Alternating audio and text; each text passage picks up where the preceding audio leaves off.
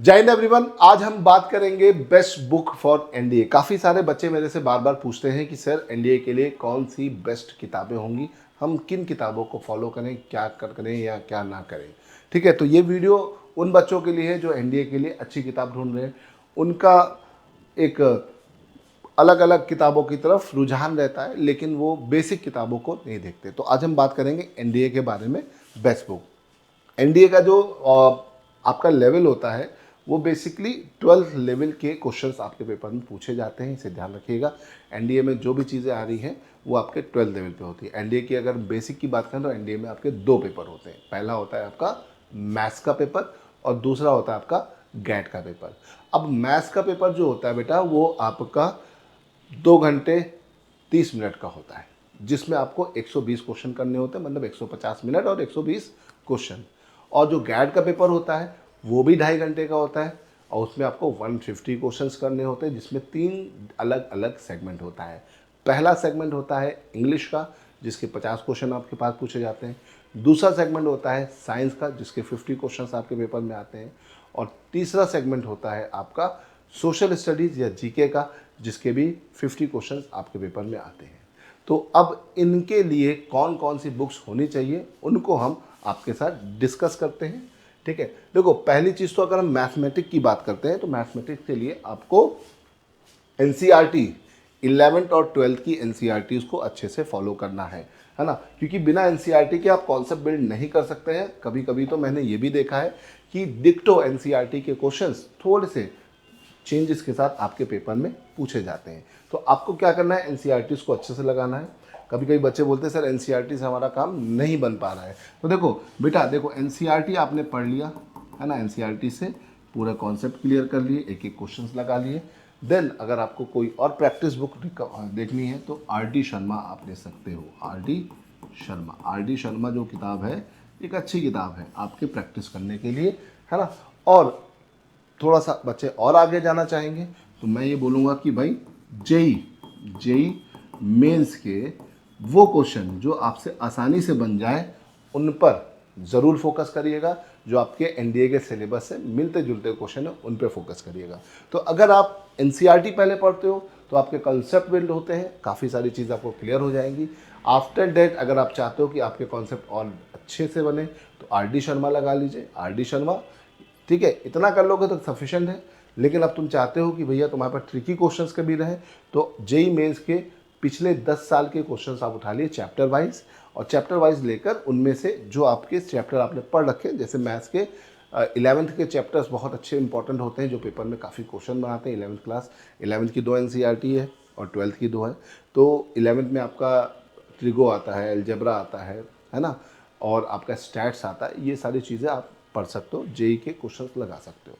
ठीक है, लेकिन बहुत एडवांस लेवल के क्वेश्चन पे मत जाइएगा।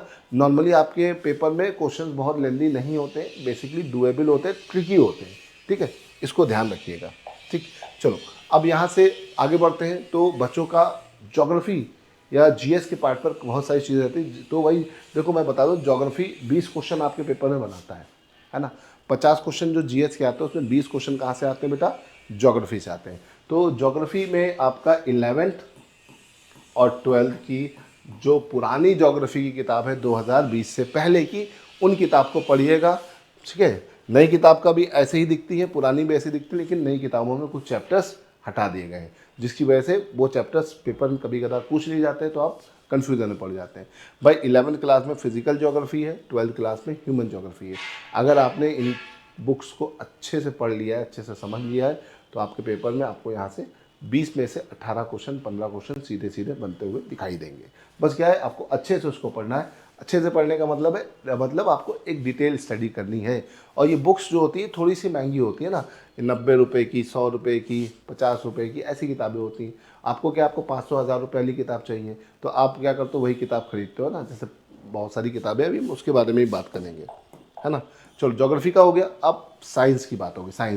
साइंस की बात करें तो साइंस की भी एनसीईआरटी पढ़िए 11th 12th, है ना। फिजिक्स की 11th 12th की पढ़िए, केमिस्ट्री की 9th 10th और 11th की पढ़िए, है ना। ठीक है, 12th का इतना ज़्यादा कॉन्सेप्ट आपके यहाँ नहीं आता है। ठीक है, और बायोलॉजी में भी 9th 10th और 11th को ही पढ़ना है। ठीक है, सारी केमिस्ट्री की किताबें अगर देखोगे तो बहुत ज़्यादा हो जाएंगी। है ना। हमारे जो भी टीचर्स यहाँ पे पढ़ाते हैं टारगेट डिफेंस एकेडमी में, सब एनसीईआरटी का रेफरेंस लेके ही पढ़ाते हैं, याद रखिएगा, ठीक है। इसके अलावा अगर हम हिस्ट्री की बात करें तो हिस्ट्री की बुक्स आप ले सकते हो, है ना। 11th 12th और 9th 10th चार साल का ले सकते हो। देखो बेसिकली आपके पास पेपर में वर्ल्ड हिस्ट्री भी आती है जो क्लास 12th में है, और वो पढ़ना ज़रूरी होता है, 2 से 3 क्वेश्चन बनते हैं। बाकी इनके ये इस तरह के एडिशंस होते हैं। ये आपका 12th का है, 12th में इंडियन हिस्ट्री, 11th में वर्ल्ड हिस्ट्री, है ना। किसमें बेटा? 11th में, याद रखिएगा। और बाकी ये पीछे आपके 6 to 10th की किताबें हैं हिस्ट्री की, तो आप वो भी चाहे तो वो भी पढ़ सकते हो। इसके अलावा बहुत सारे बच्चे क्या करते हैं, PYQs प्रैक्टिस करते हैं, है ना। तो PYQs प्रैक्टिस करने के लिए आपके पास मार्केट में बहुत सारी किताब है, जिसमें से आप इस किताब पे बहुत ज़्यादा फोकस करते हो। इसमें 8000 प्लस PYQs है आपके प्रीवियस ईयर पेपर्स के। तो ये पाथफाइंडर रहती है, ठीक है, लगाना चाहे तो ठीक है, वरना आपके पास ऑल्टरनेटिव भी है ना आपके पास। और इसके अलावा एक ये भी किताब है आजकल आज बहुत चर्चा में चल रही है, रोड टू खड़गवासला, है ना।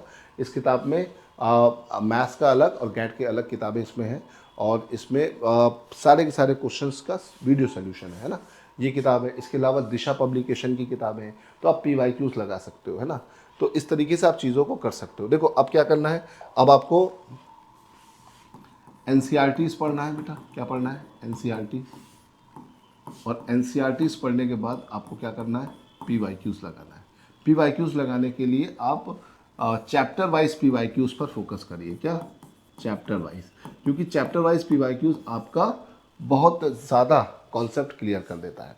अब जो टारगेट डिफेंस एकेडमी में हम लोग पढ़ाते हैं, वहाँ पर हम इसी तरह से करते हैं कि हमारा क्लासेस थ्योरी बेस्ड जो होती है NCERT की होती है, और फिर हम हर क्लास के हर टॉपिक के बाद PYQs बच्चों को देते हैं, ताकि उनका माइंड उस हिसाब से सेट हो जाए और वो पहले अटैम्प्ट में ही अपने NDA को क्लियर कर लें, ठीक है। तो अगर आप चाहते हो अपने NDA को क्लियर करना और तुम एक अच्छी कोचिंग ढूंढ रहे हो, तो आप टारगेट डिफेंस एकेडमी को ज्वाइन कर सकते हो।